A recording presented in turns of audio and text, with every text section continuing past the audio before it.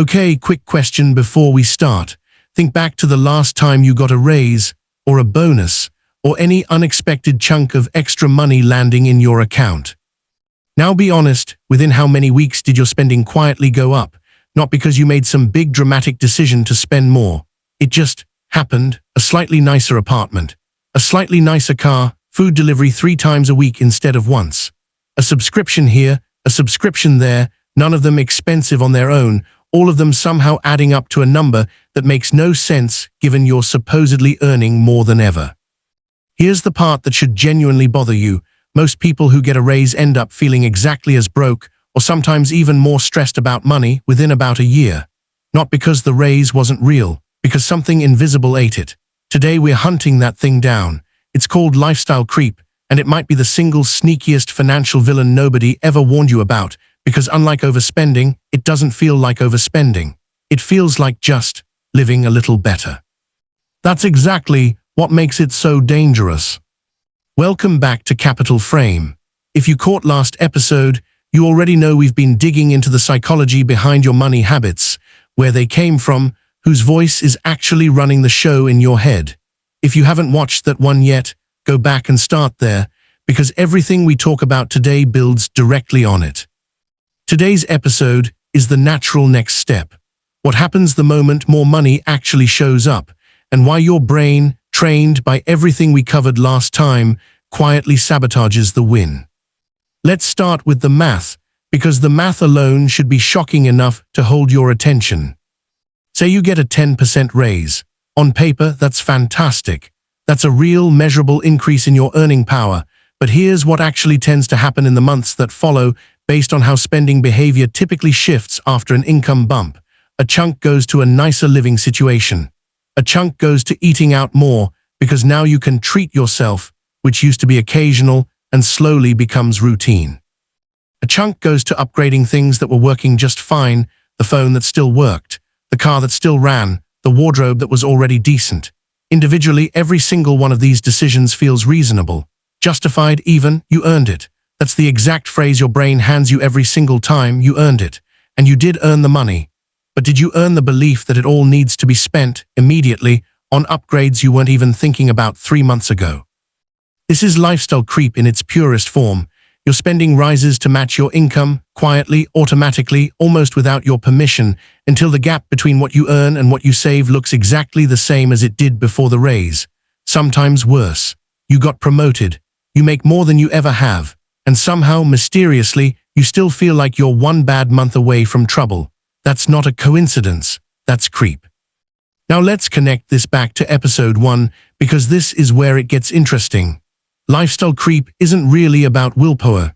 It's not that you're weak, or bad with money, or careless. It's that the exact same money scripts we talked about last episode are still running in the background. They just get triggered by a different event. If you grew up in a money status household, remember that one, where self-worth got measured in stuff. A raise doesn't feel like, I have more security now. It feels like, I finally get to prove something. The nicer car, the nicer apartment, isn't really about comfort. It's about finally being allowed to look like you've made it, because somewhere back at that dinner table, looking successful mattered more than actually being financially stable. If you grew up in a boom and bust house, a raise can trigger something almost opposite, but equally destructive, a kind of urgency to enjoy the good months while they last, because some part of you still doesn't trust that this income is permanent. So you spend fast, almost defensively, because slow, steady saving requires believing the good times will stick around, and your childhood never gave you a reason to believe that. If you grew up in a money avoidance household, a raise can actually make things worse in a different way. You don't confront the new numbers at all. You don't adjust your budget. You don't reassess your savings rate. You just let the extra money flow into your existing accounts and vaguely assume things are probably fine now, because actually sitting down and looking at where it's going still triggers that old dread. See the pattern? The raise is new. The response to the raise is not new at all. It's the same script, wearing a different outfit. Let's talk about a specific and incredibly common trap, the "I deserve this" purchase. This phrase is doing a lot of quiet damage in a lot of people's finances, And I want to be really clear, I'm not telling you that you don't deserve nice things. You do. Enjoying money you've earned is not a moral failure. The problem isn't the phrase. The problem is when "I deserve this" becomes the only financial reasoning you ever use, applied constantly to nearly every purchase, with zero connection to an actual plan. "I deserve this" said once in a while deliberately about something you genuinely value, that's healthy spending. "I deserve this" said reflexively every few days about whatever caught your eye that afternoon, that's a script talking, not a decision. Here's a distinction that'll change how you think about this. There's a difference between lifestyle upgrade and lifestyle inflation. An upgrade is intentional. You decide in advance that a specific improvement to your life is worth a specific cost, and you plan for it. Inflation is passive. Your spending just rises to fill whatever space your income creates without you ever consciously deciding anything. Upgrade is you steering. Inflation is autopilot. And the terrifying thing about autopilot is that it feels identical to being in control, right up until you check your numbers and realize you have nothing to show for a year of increased income. Let me walk you through a composite story. We'll call her Priya, not a real person, a blend of a pattern I think a lot of you will recognize. Priya got a substantial promotion, genuinely earned it, worked hard for it.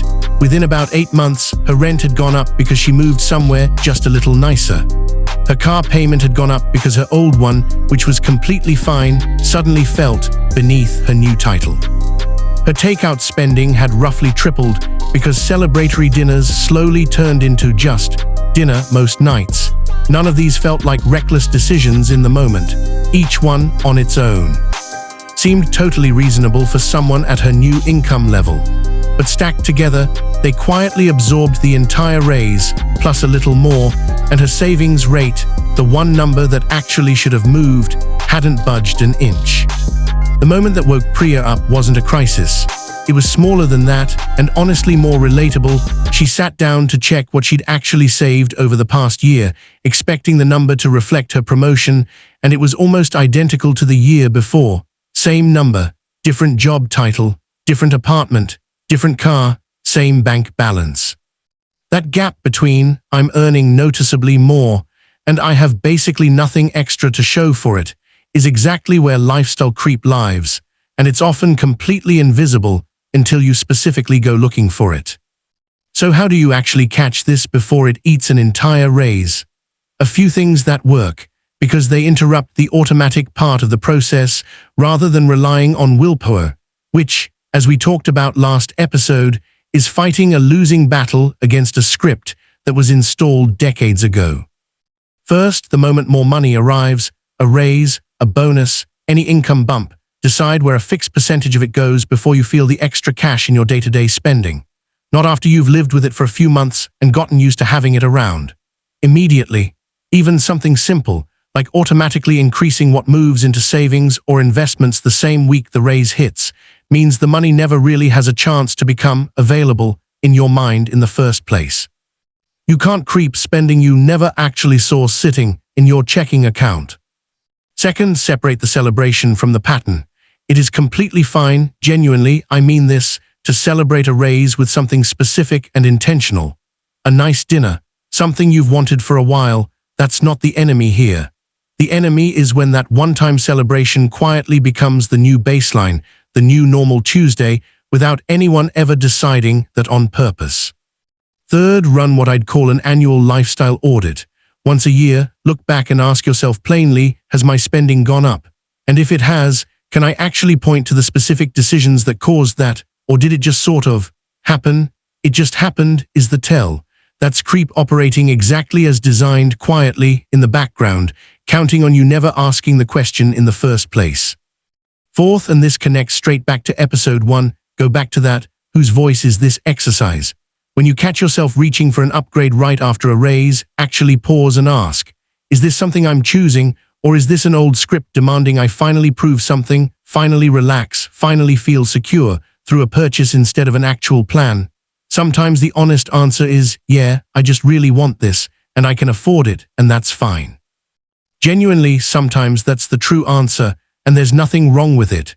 But sometimes the honest answer is I'm spending because some part of me still doesn't believe this income is real or permanent, so I'm grabbing what I can while I can.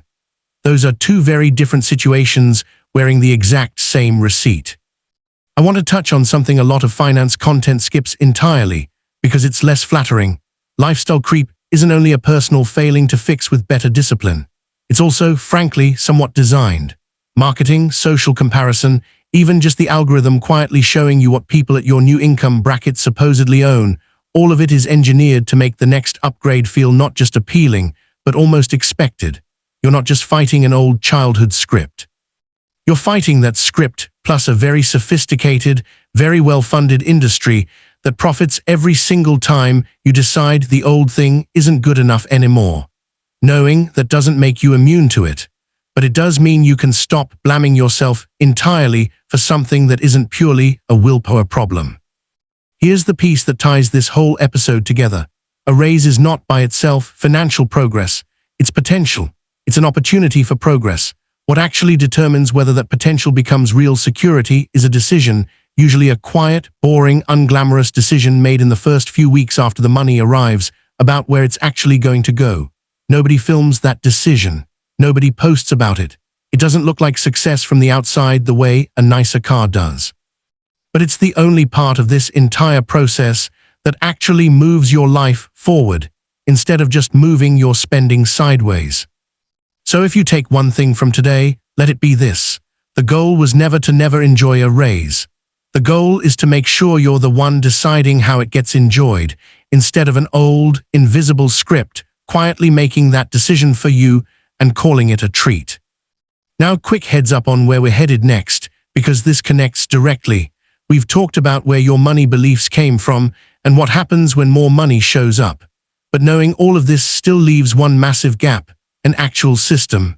A real, practical way to give every dollar an intentional job, so none of this is left to autopilot ever again. That's exactly what the next episode is about, building your first real budget system from scratch in a way that actually works with your psychology instead of against it. If episode 1 was about understanding yourself and this one was about catching the leak, the next one is about building the container that finally holds the water. You do not want to miss it. If this episode made you want to go check your own spending right now, good. That's exactly the reaction it's supposed to cause. Drop a comment and tell me, did your spending creep up after your last raise? And did you even notice it happening in real time or only looking back? And if you're just joining us, go back and watch episode 1 first, because everything about lifestyle creep we covered today makes a lot more sense once you understand where your money scripts actually came from. This has been Capital Frame, real conversations about money, mindset, and the habits underneath the habits. No fluff, no gimmicks. Take care of your money, and more importantly, take care of the story you're telling yourself about it. That's the episode. See you in the next one. Thank you so much for watching. I hope you enjoyed it. It was a pleasure. Don't forget to share. Goodbye.